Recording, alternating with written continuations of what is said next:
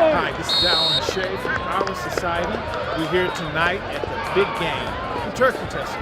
We're here on the floor of the Rose Bowl watching the two teams battle against each other to see who's going to be the winner of the big. We're here with another one of John Muir's famous, I'm going to call him, because he's an individual that I've known since 7th grade, and he's also someone who was on the 76 team that we brought the bill back to Muir. And one of the questions that we're asking all the players of that 76 team is two questions. What does the Turkey Tussle mean to you? And what are your hopes as a result of being here tonight as to keeping this tradition very strong and a part of this community? Well, it's been around a lot longer than I have. I had 3 older brothers go through John Muir, and they never saw them win the bell at Muir. We were always an underdog. Every year they got whooped up on, and finally when I came around, it was the first time we won in 10 years, me and these guys, and no one really expected it to happen. And it was a big deal. To us, we just want to win every game, but it meant a lot to a lot of people. I didn't realize how much it meant to so many people till after we won. And strangers came up to me and congratulated us, and I was glad to make other people feel good as we did to get to win. And it's nothing like grabbing that bell and ringing it after all this time that had gone by since we won it. Now as time goes on, you see all the tradition and how it's just going to go on long after before we were born and after we're dead, it'll be still going on. That's a great thing to be part of, and I'm glad we were winners when we came through. Well, why don't you share with the viewers, because one of the objectives of what we're doing here, Pete, so you'll know, is we're really trying to capture the history and the emotion of what goes on when you participate in this event, as well as the after effects. Yeah. And as you and I can attest to, because we've known each other since 7th grade, yeah. We played over at Elliott together. We were fortunate enough to win in our 8th grade year at Elliott, transfer that over to Muir, and win all 4 years of our challenges, I'll call them, or our competition against PHS, all 4 years. Yes, sir. So we were very fortunate. What can you share with the viewers that ran through your mind with those experiences, especially after very trying periods leading up to the Turkey Tussle, since we had lost the Alhambra game? We lost a lot of our players to injury. Yes, sir. And what was going through your mind? Well, it's a game you got to win. If you don't win any other game, you need to win this game. So we had done well, but if the season's usually a failure if you can't win this game here against PHS. So we kind of like win at all costs is what it was. And we had no doubt we were going to win that game, and I think that's a big reason why we won. We were singing a song when they came into here talking about how we're going to win in the Rose Bowl and the green grass and all that, and that helped. Our attitude was no way we're going to lose. And it was a never say die situation. And that's something people carry on throughout their life. One of the sayings we used to have on the team was quitters never win and winners never quit. So we don't never quit, and that carries on through life. And to set goals and work hard to those and to get those goals, that's something that carries on through you. It makes you a better person past your sports life.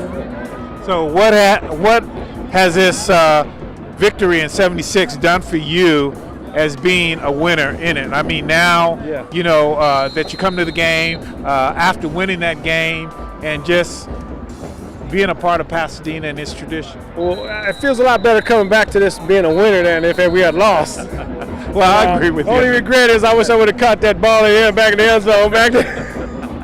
We'll let you kind of share with the viewers what happened.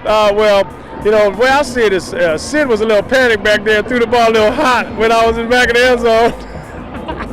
But I should have made the catch anyway. Well, and I'm so glad we won. Right. Because it was a team effort, and that's really what goes on in life. When you get passed off of football teams, you learn how to be a team player in life.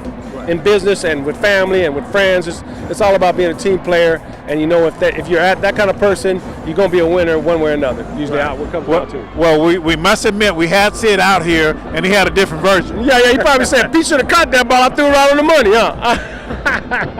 But the important thing is that I'd like to see the film, though. That film is lost. And we've been sharing with the viewers how phenomenal our class was. Not only did we bring the bell back, but we won it on a beautiful Saturday afternoon. We were fortunate in front of NBC about was 40,000, yes, sir. and NBC was here. And it wasn't long after that was I came to the Raider game in the same Rose Bowl about a month later for the Super Bowl when they beat the Minnesota Vikings. Right. So that was a great year for me. Right. And I'll never forget it. We won in this Rose Bowl, and I saw the Raiders win there just a month later, and the Super Bowl of 76 and 77 year, and that was a great year for me and all these guys we went to school with. Well, I'm certainly glad you gave us some time, sir, to be a part of this, Yeah. and we're going to look forward to setting the record straight as to the history and how important this game is. Yes, sir. It's always going to be important, and I was glad to be a part of it. All right. I was glad to know you guys, man. It was a great time and place we were at. Absolutely. Yes, sir. Absolutely. Thank you. All right. Thanks a lot. We're here with Mr. Holmes, and we'll call him because he's young enough to be a son of mine, but he's one of the recent NFL players out of Mir, if I may address it as such. We had a couple after me. Okay, yeah, a couple. Yeah. Well, you can share that with us, and that's what we want to do tonight. We want to be able to share with the viewers who's come after you, and really, what does the Turkey Tussle mean to you, and the excitement of what this tradition brings to Pasadena, and what do you hear from younger people who are now experiencing it? First of all, I would like to let you guys know I was at PHS first. So I ended up coming to John Muir. I was a knucklehead as a youth. My whole 10th grade year, I went to jail. I was at youth camp, you know what I'm saying? So I was a knucklehead. I get out of jail and go to Pasadena, try to go back to school, and the coach told me they didn't want no thugs on the team. So that's how I ended up at John Muir. Wow. Yeah, so I mean, it was a blessing in disguise for John Muir to get me, you know what I'm saying? And I appreciate them taking me in like they did. And it was PHS and lost ever since, you know what I'm saying, that happened, you know what I'm saying? I think it would have been 2 years. I'm not pumping myself up. I think if I would have been on PHS team them 2 years that I played here, you know what I'm saying, it would have been a different game. Okay. Well, so we could say that it was PHS loss and John Muir's game. Exactly, you know what I'm saying, and I love it, you know what I'm saying, because the history here is, you know what I'm saying, we have tremendous players.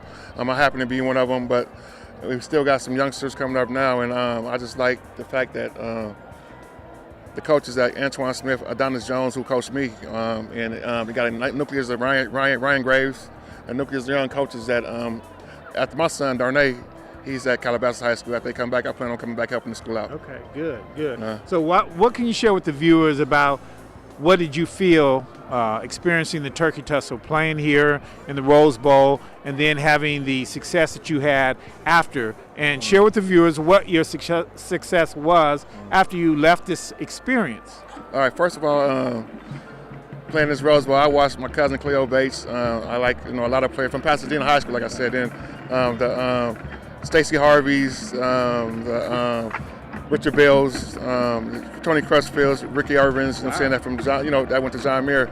But I played youth football, and these guys were always older than me.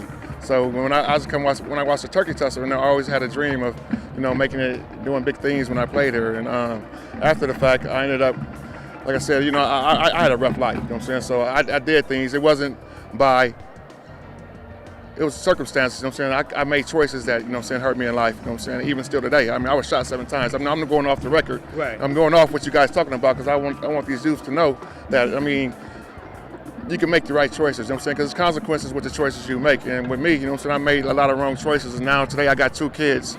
Derek Jr. is at the University of Arizona, and I got a son that's a junior, is a state player of the year. Okay. You know what I'm saying? So I train a lot of kids, and I train kids from this area, and I teach them you're going to pay the price for what you do. You know what I'm saying? So I'll get drafted in the 7th round due to the fact that I was a knucklehead as a youth. You know what I'm saying? So when the NFL go back, they go back and check your background. They go back and talk to teachers. They go back and do all this. So they went back and did all that.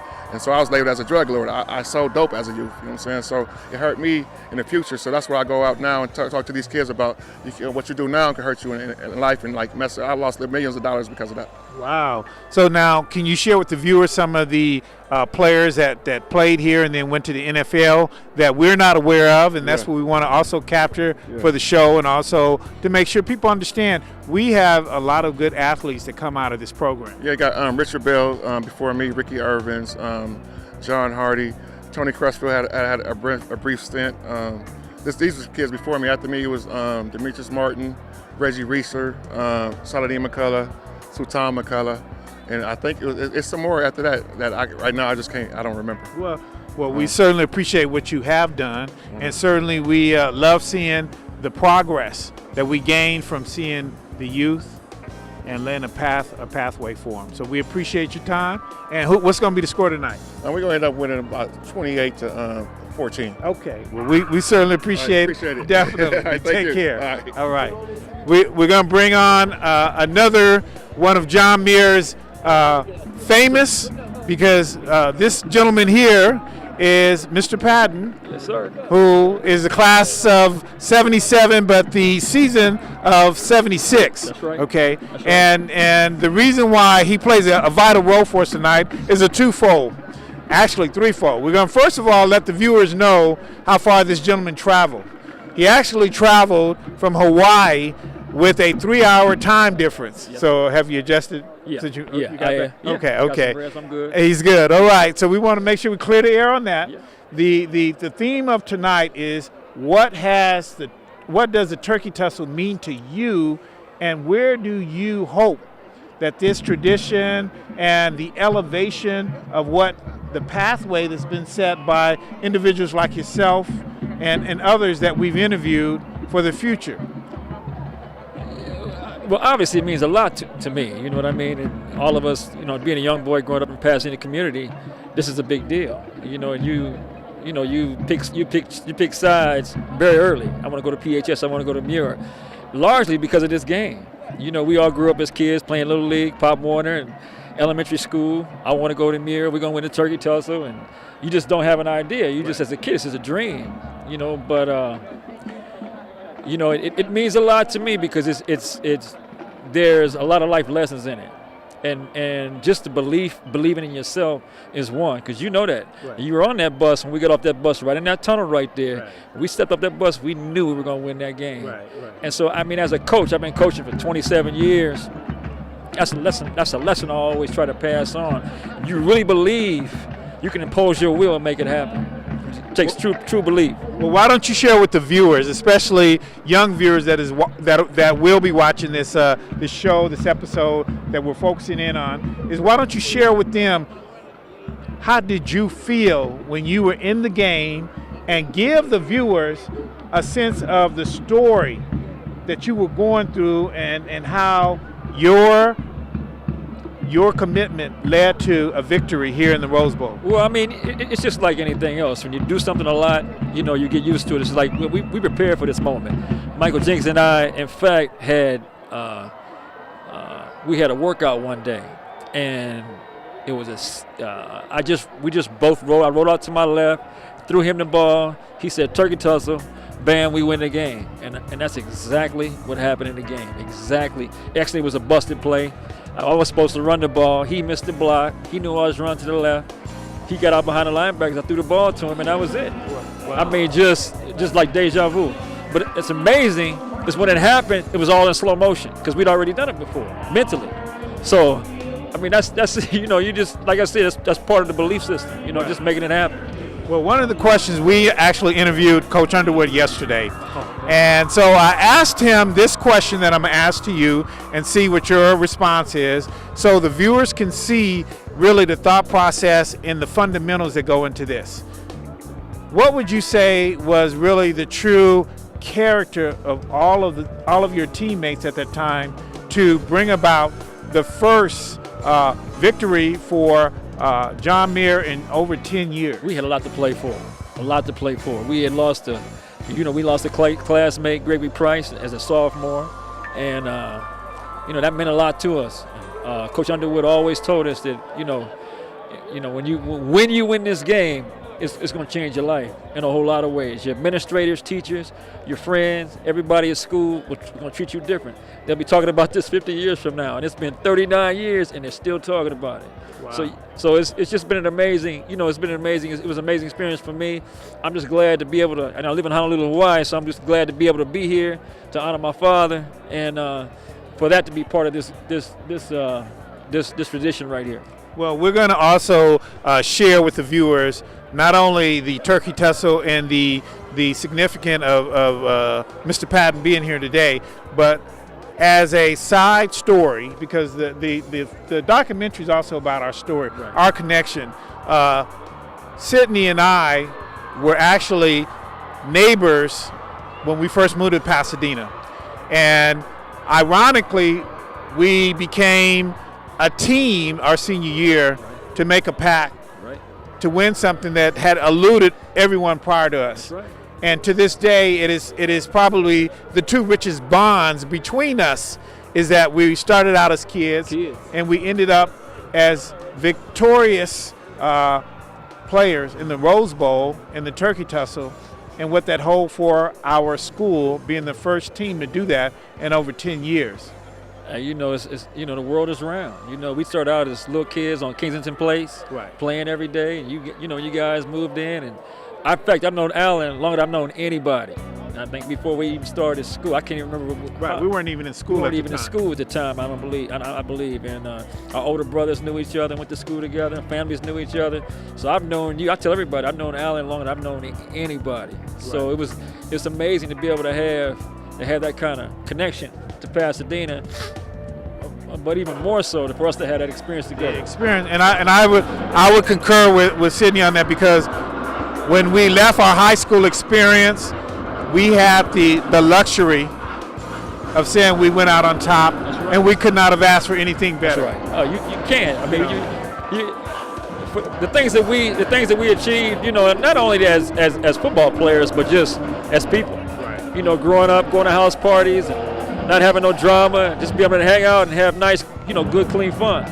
We were blessed, and then we came along at a good time. No, we did. And so what we're hoping that the viewers get out of this this story and this documentary and all the things that we're trying to elevate through this experience is how we're going to move forward, and hopefully with the music behind us, we're going to be able to share with the next generation what shoulders that they are on right now to keep moving forward this tradition. You got to keep this thing going. I mean, I think it's really important. You got to get people involved, you know, that understand what this means. This means a lot to us and a lot to the community, you know. And I've heard stories about, you know, the Turkey Tussle may not be in a Rose Bowl in the next few years, and you know, and just a lot of things about the drummers not being able to play, and I'm like, that's crazy. You know, such a big part. You know, when we were in school, we had a band, flag girls, song girls, cheerleaders, I mean everything. And so you can look, as you look back, a lot of that is gone. And that's why you need people who are connected to that and you know, in charge, so we keep that thing going.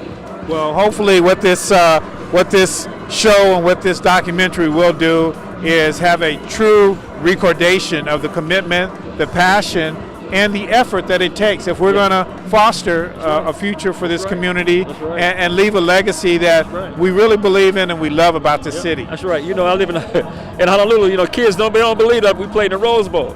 When they tell them you play in the Rose Bowl, they like, you know, I mean, it's amazing. They're like, wow, are you serious? I'm like, yeah, man. Every year, that's a big deal, you know. And to be able to grow up in Pasadena and go to school with a lot of guys from PHS. I mean, we played Little League, Pop Warner together, elementary school. And to be able to come out and play each other in this venue, I mean, it just doesn't get any better than this. Right. And how beautiful is it being in our backyard? Oh man, you know, Pasadena. That's my life, man. You know, a lot of family history in Pasadena. My mother was born. My grandfather, great great grandfather moved here in 1863 from Tennessee.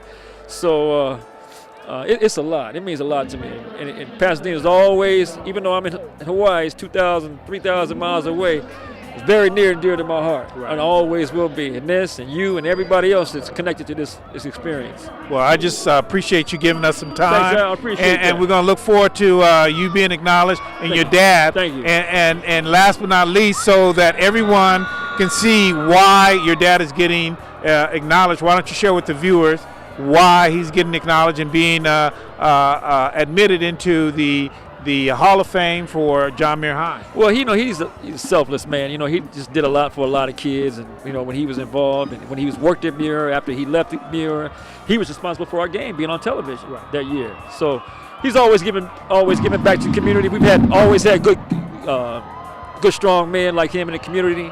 And for not just Muir, but PHS, like Blair as well. And I'm just glad that I can be here, you know, for him. Well, I appreciate it. All right, sir. Thank you. All right. We wanted to make sure that before this evening is over, since we're in the fourth quarter and John Muir's behind 6-7 with a little more than 7 minutes left. We wanted the viewers to really show our appreciation for Coach Paul, Paul, Mr. Paul, or whichever. But the reason why is because Mr. Paul showed us how to be men on the gridiron, and these are all a part of what we experience, starting with Mr. Peter Red, we used to call him. Yes, sir. Peter Marshall. Many names. Peter Red is just one of them. Peter Red was, and he was an incredible tight end that helped to foster what we needed. Also, like I said earlier, Monty Smotherman. And what I'd like for you gentlemen to share with the viewers is what your thoughts are about this man here who's standing next to us as we were growing up. So why don't you share with the viewers, Monty, what your thoughts and your memories were of this man? Don't lie, Monty. Well, I have great memories starting a course at Elliott and moving a course along to Muir. I played a little bit of track and field there at Elliott, did the shot put, and I remember those days. And it was something special to have people like this that mentored us along that path in those days. And what do you think? How far can you go back? Well, like a lot of coaches, all the way back from the Pop Warner and then to junior high, coaches like Coach Paul, they teach you to have self-discipline and to put the team first, and to teach you things that help you through life, that the majority outweighs the few, and that you should do your best, not just for yourself, but for everybody. And that's something that carries over through sports and through life. And he's a good mentor for that. And we always appreciate that. Anytime we get positive information and guidance from coaches like this, it makes a big difference in our life. And I don't know if a lot of people realize it, but it makes an impression on a young kid when you got a positive role model like that. I just want to say thank you. And I want to say thank you very much, Coach Paul, because Coach Paul was not only our football coach when we were 7th graders. He was not only our basketball coach, okay? He was not only our baseball coach, but Coach Paul introduced me to track along with Monty, and I ran the hurdles. And I also, due to this coach here, was introduced to pole vaulting. Oh yes, a lost art. we had a lot more pole vaulters at Elliott than I did at Muir, I'll tell you that. Absolutely, and because of this coach inspiration, it continued to elevate how we as men perform. Yes, sir. So that we can walk behind you to show other young men in our community it's everybody who cultivates us. The most proud thing I remember is all you guys that have gone on to somewhere and in life and done well. And that's my biggest thrill of being a teacher and a coach and everything else, is to see how well everybody has succeeded. Thank you. Well, because of you, and again, I'd like to shake your hand because you are the one that really planted the seed in us, cultivated us when it came to being an athlete, being respectful, and certainly having the fundamentals that led all of us to the victory that we're here tonight to celebrate and acknowledge. I appreciate that, and it's a great thrill to see all you guys again. As older I get, hard to remember names. Yeah, right. But I kind of get the faces all right. Remember the faces. My big thing is I say, what year did you graduate? And then I got to go look it up in the yearbook. But that's how I remember most of the people. It's all family. Well, That's right. Mustangs are family. And we just wanted the viewers to know how much goes into not only a game like tonight, but into the development that's needed in our community. So we're gonna start looking back into the game because it looked like something exciting happening. Appreciate it. Yes, you have to. Right. So I don't want to say anything. right. I can't say anything. So we got 4 minutes and 52 seconds left, and we're down by 1 point. So we're gonna turn our attention back over to the game and keep our fingers crossed. Coach Paul, one of a kind. Coach. One of a kind. That's it. Thanks a lot. Good to see you. Thank you. All right.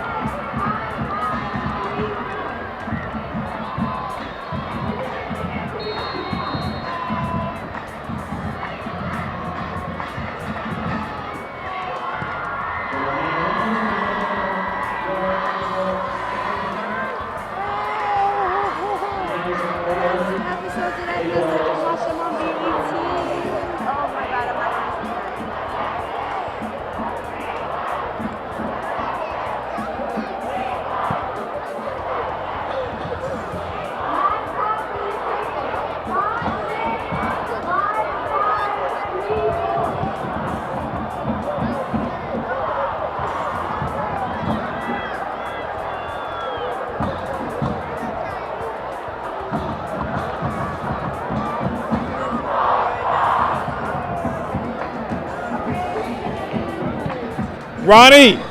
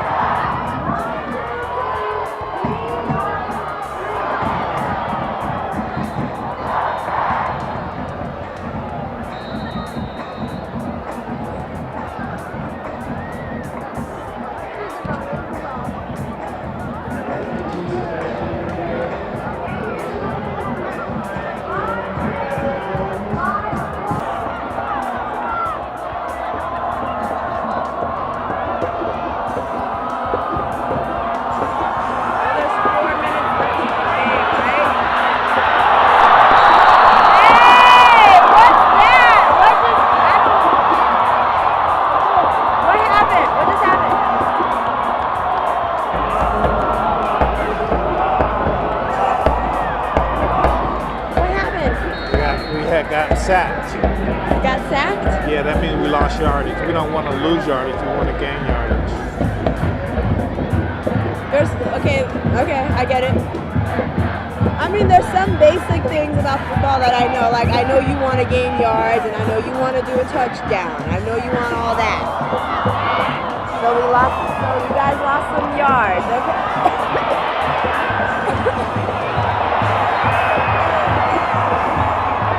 Okay. Did they just gain some yards? No, we just blew the play.